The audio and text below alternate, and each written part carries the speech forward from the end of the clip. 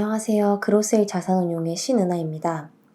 오늘은 지난주에 발표했었던 ASM의 실적에 대해서 업데이트 드리도록 하겠습니다. 먼저 ASML이 어떤 회사인지 궁금하신 분들은 위에 아이카드 걸어 놓을 테니까 보고 오시면 더 도움이 되실 것 같고요. 빠르게 실적 위주로만 말씀드리도록 하겠습니다.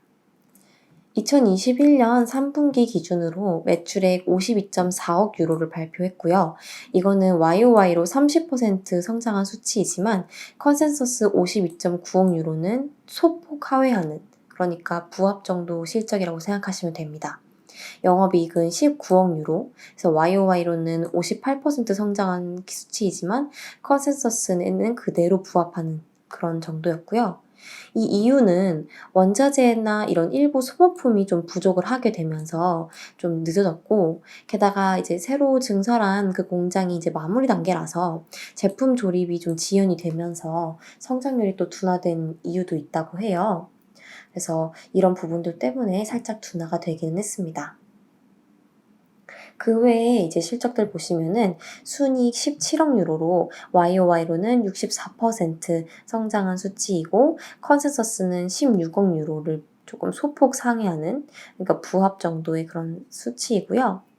GPM 같은 경우는 컨센서스 51.6%에 부합하는 51.7%, 그다음에 OPM은 35.9%를 소폭 상회하는 36.6% 정도의 수치를 발표했습니다.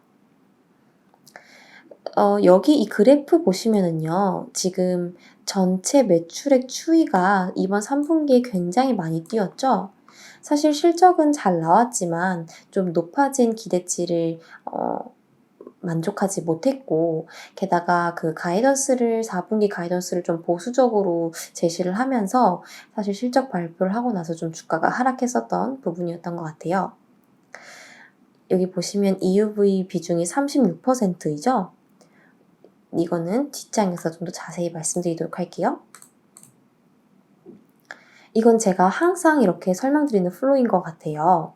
먼저 P부터 보시면은 저번 분기에는 2,900억 원 정도 얘기를 했었는데 지금은 2,200억 원 정도로 상승을 했고요. Q 같은 경우도 22년 55대, 23년 60대, 25년에는 70대 정도 얘기도 나오고 있는 것 같더라고요. 그리고 3분기에는 15대를 판매를 했습니다. 이거는 EUV 역대 최고 매출인데요. 지금까지는 EUV 그 수주에 집중을 했다고 한다면은 이번 분기에는 그 수주 받은 물량을 좀 수익으로 실현하는데 집중하는 분기가 아니었나라고 생각하시면 될 것 같고요. 4분기 신규 수주는 62억 유로였습니다. 이거는 13분기 신규 수주랑 비교를 하면 83억 유로였었거든요. 그거보다는 조금 낮은 수치이긴 하지만 사실 3분기 신규 수주가 역대 최고치였기 때문에 걱정 안 하셔도 될 것 같고, EUV 수주 같은 경우는 29억 유로로 조금 둔화가 됐습니다. 그래서 이걸 통해 보실 수 있는 거는 지난번 3분기 신규 수주에서 EUV가 거의 49억 유로로 50% 이상을 차지했었거든요. 그런데 EUV 수주가 이번에도 거의 한 50%에 딱 조금 못 미치는 그 정도 수치이죠. 이걸 봤을 때 어떻게 보면 이게 둔화된 거야 라고도 말할 수 있지만, 또 어떻게 보면 DUV 수주가 더 많이 늘어난 거야 라고도 설명을 드릴 수 있거든요. 그래서 어쨌든 비중이 살짝 낮아졌다 라고 보시면 될 것 같고, EUV 이 신모델이 출시가 되면서 수익성 개선이 기대가 되고 있습니다. 이거 제가 잘못 적었는데 단위는 원이고요.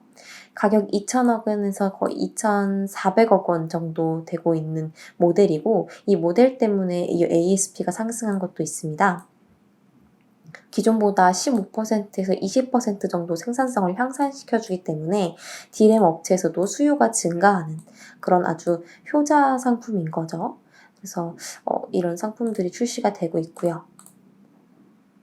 자세히 보시면은 제가 여기 헤드에다가 로직뿐만 아니라 메모리 반도체에서도 수요 증가하면서 거의 이 헤드를 한 3분기째 바꾸지 않고 있는 것 같아요. 그 이유는 메모리 반도체 비중이 2분기 29%에서 39%로 상승한 것도 있고요. EUV 45%에서 54%로 비중이 상승을 했습니다.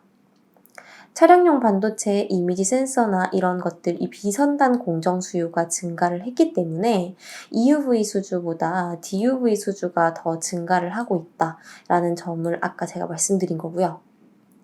일부 장비의 매출 인식 시기 같은 경우가 2022년으로 좀 지연이 되면서 4분기 가이던스를 보수적으로 제시할 수밖에 없었는데, 그렇다고 해서 이게 그냥 이연이 된 부분이기 때문에 뭐 장기 성장성에는 큰 문제를 안 보셔도 될 것 같습니다.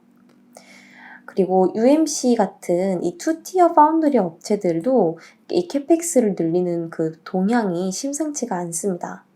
제가 이 그래프도 되게 자주 보여드렸던 그래프인데, 이 캐펙스 또한 지금 75% 정도 증가할 전망을 밝히고 있으면서 이 투티어에서 아무래도 비선단 공정을 좀 더 늘리려고 노력하는 그런 모습들로 신규 수주를 더 채울 수 있다라고 생각하시면 될 것 같습니다. 추가적으로 저번 분기에 얘네가 그동안 하던 신규 자사주 매입 계획을 이제 취소를 하고 조금 남았었는데, 그거를 이제 종결을 하고 새로 신규 자사주 매입 계획을 발표를 했다고 했는데요. 90억 유로 규모 중에서 이번 분기에 24억 유로를 매입을 했고요. 4분기 가이던스 같은 경우는 매출액 49에서 52억 유로, 컨센서스 52억 유로를 하회하는 수치이고, 어떻게 보면은 상단에 딱 걸쳐 있죠. 그다음에 GPM 같은 경우는 컨센 51%에 부합하는 51에서 52%. 그런데도 불구하고요.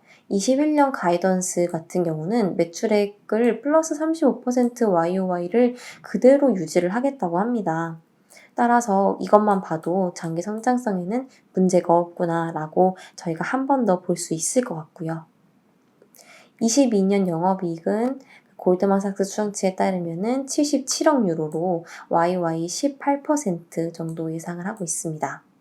이걸 바탕으로 추정을 해보면은 PER 48배 정도로 추정을 해볼 수 있으면서 지금 밸류에이션 조금씩 조정을 받고 있는데 상당히 매력적으로 내려왔다라고 생각하시면 될 것 같습니다. 네, 오늘 여기서 마무리하도록 하겠습니다. 감사합니다.